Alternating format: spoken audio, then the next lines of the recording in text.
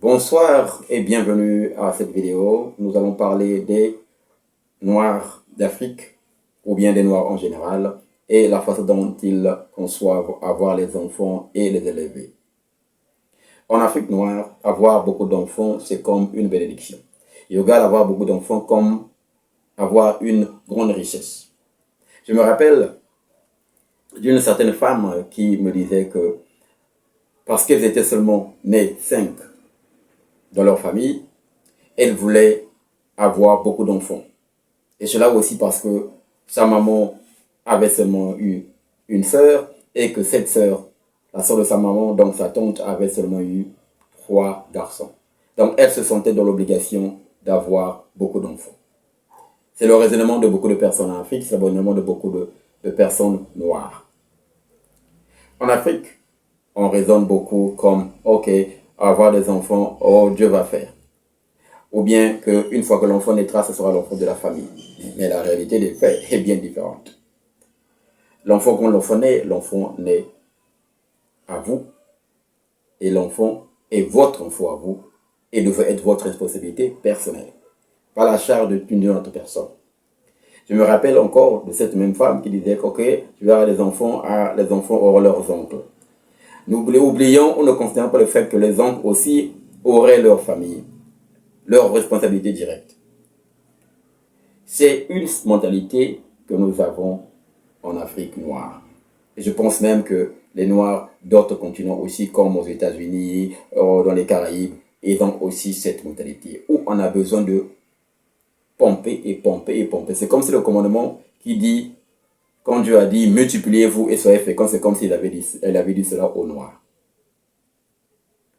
Mais les Noirs ne considèrent pas en général les Noirs ne considèrent pas les conséquences d'avoir beaucoup d'enfants. Ils ne voient pas demain. C'est même un problème parce que le noir ou les noirs en général raisonnent aussi comme ceci. Ah, que j'ai mes enfants, comme ça, plus tard, ils m'aideront. Quelle ironie, quelle contradiction. Et pourtant, ce sont les parents qui devraient préparer l'avenir de leurs enfants. On mettait tout en place, sur leurs possibilités, afin que leurs enfants puissent avoir un avenir meilleur, un futur meilleur, un terrain déjà bien préparé. Mais en Afrique noire, parmi les noirs, c'est le contraire, totalement le contraire. On met au monde un enfant, alors qu'on est en difficulté financière, alors qu'on est en difficulté d'éducation.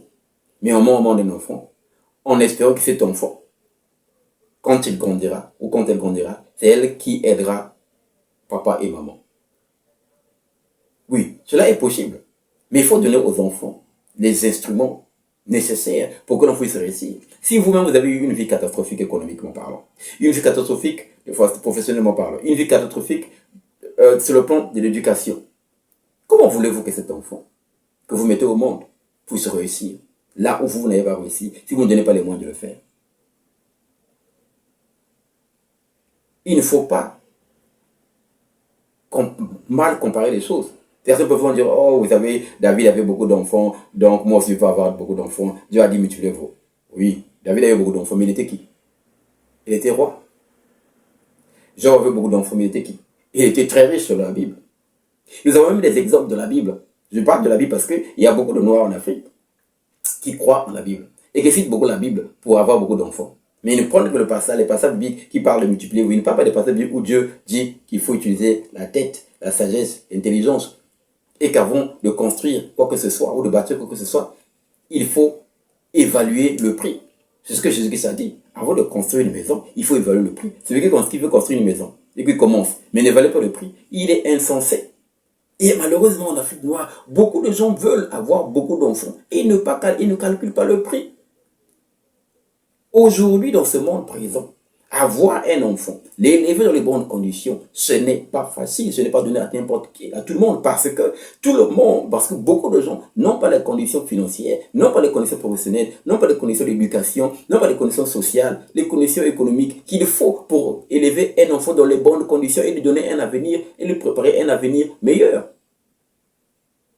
Quel est l'héritage que la plupart des Africains noirs laissent à leurs enfants, lèguent à leurs enfants, qui leur donnent un pas d'avance? La plupart des enfants noirs commencent à zéro. Papa, maman n'ont rien fait pour leur donner un coup de pouce en avant. Moi, je me rappelle bien d'un homme qui disait à ses enfants, je vous ai mis à l'école, vous allez à l'école, je vous paie la nourriture, vous mangez, vous avez la toiture, que voulez-vous de plus? Incroyable. Incroyable, mais vrai. Oui, un parent de 40, de 50 qui raisonne comme ça, que le fait de mettre l'enfant sur le banc de l'école, d'acheter les cahiers, à payer l'assurance, le vêtir, le nourrir, c'est tout ce dont il a besoin de faire. Mais c'est la catastrophe. C'est la raison pour laquelle beaucoup ne réussissent pas. Mais ça, c'est mettre un enfant sur le banc de l'école. Ce n'est pas le faire réussir. Leur donner la toiture, ce n'est pas le faire réussir. Ça, c'est des choses que tout le monde doit faire. Même les animaux donnent la nourriture aux enfants, à leurs enfants. Oui. Il y a des animaux qui donnent la nourriture à leurs enfants. Même les animaux qui couvrent leurs enfants. Mais en Afrique, nous, les hommes, parfois nous sommes comme les animaux, parfois pire comme certains animaux. On met au monde comme les animaux. Après, on les dit, voici la jungle, débrouillez-vous. Mais lorsque vous allez allez chercher du gibier de vous-même de propre force, avec vos propres moyens. Mais quand vous allez trouver du gibier, n'oubliez pas de garder une part pour moi et de me donner. C'est ce que les parents, beaucoup de parents en Afrique font. Ils laissent les enfants comme ça, sans préparer un chemin pour eux, sans avoir un plan pour eux. Ils mettent au monde des enfants. Zalala, on va comme ça là. Et à la fin, ils attendent de ces enfants-là quelque chose en retour, que les enfants doivent les aider, subvenir à leurs besoins. Oui. C'est bien de vouloir ces choses-là. Mais il faut donner à l'enfant les moyens de pouvoir s'occuper de vous. Il faut nous préparer un chemin. Mais on ne fait pas parachuter les enfants, on ne fait pas parachuter un enfant sur la terre comme ça seulement. Et puis bon, ok, va, débrouille-toi. Débrouille-toi. Mais la réalité du monde nous montre aujourd'hui que même avec les diplômes, certains diplômes, on n'est pas assis financièrement. Il ne faut pas mettre au monde des enfants comme ça sans plan. Surtout ceux qui parlent de multipliez-vous. Donc si vous dites multipliez-vous Dieu, donc vous lisez la Bible. Mais dans la Bible, Paul a dit que j'aimerais que les gens soient comme moi. Il a même dit que j'aimerais que les hommes soient comme on ne touche pas de femmes. Mais quand il ne touche pas de femmes, ça veut dire quoi? Ça veut dire ne pas avoir d'enfants. C'est clair. Paul dit aussi, Paul parle de mariage, mais il parle aussi du fait de rester comme ça, sans avoir d'enfants. Parce que être père ou mère, c'est une responsabilité à vie. Ce sera votre enfant jusqu'à la fin. Il sera votre responsabilité jusqu'à la fin. Mais en Afrique noire, on a fait le sens contraire. À un certain âge, papa et maman attendent tout de l'enfant. Oudia, Ouloata, Niosto. Manger, le manger ou la nourriture, les vêtements, la maison, tout. Et à cause de cela, beaucoup des enfants vivent dans la culpabilité. Donc, ils ne peuvent pas vivre heureux parce que il y a un attelage ici, il dit bien. Il se dit que si je mange bien et que papa et maman n'ont pas la même nourriture que moi, donc c'est pas bien. Mais la question que vous posez, est-ce que papa et maman ont préparé le chemin pour vous, pour que vous arriviez là? Oui, les enfants devraient aider leurs parents. Mais c'est d'abord aux parents de préparer un bon chemin, de mettre les enfants dans de bonnes conditions de réussite, afin que les enfants soient capables de les aider.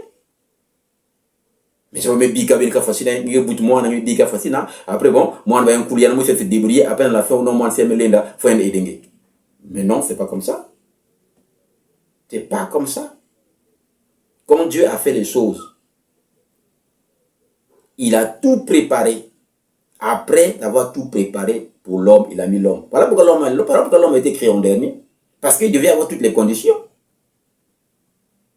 Mais aujourd'hui, les Noirs, parmi les Bouddha, mettent au monde aussi beaucoup d'enfants, mais ils ne regardent pas la condition économique présente. Ils ne réfléchissent pas dans 10 ans, dans 20 ans, comment sera la situation? Est-ce que moi, est-ce que je pourrais situer cet enfant-là de la vie professionnelle, de la vie sociale, économiquement parlant? Est-ce que je pourrais lui donner l'éducation qu'il faut? Aujourd'hui, les bonnes écoles, c'est des écoles privées. Mais est-ce que tu as l'argent de mettre ton enfant dans une école privée? Un seul enfant d'abord. Tu n'as pas l'argent de mettre ton enfant dans une école privée pour lui donner une bonne éducation scolaire. Mais tu veux en avoir 3-4. Même manger, c'est difficile. Mais tu veux en avoir 3-4. Si toi-même pour manger, c'est difficile, pourquoi tu vas avoir un enfant? L'enfant va manger quoi? Nous devons être réalistes. Dieu n'a pas dit aux Africains que c'est un devoir pour vous de remplir aux Noirs, que c'est un devoir pour vous de remplir la terre. Si ta famille disparaît, alors ça te fait quoi? C'est une mission particulière que Dieu t'a donnée pour toi, que ta famille puisse continuer. Je ne pense pas. Il y a beaucoup de grands hommes dans ce monde qui n'ont pas d'enfants. Mais on parle d'aujourd'hui. Il y a des gens qui ont eu 10 gosses, 20 gosses, mais on ne parle pas d'aujourd'hui. L'humain, ce n'est pas un animal. L'humain a des actions responsables. C'est ça, on a été donné, Dieu nous a donné, ou le Créateur nous a donné une intelligence.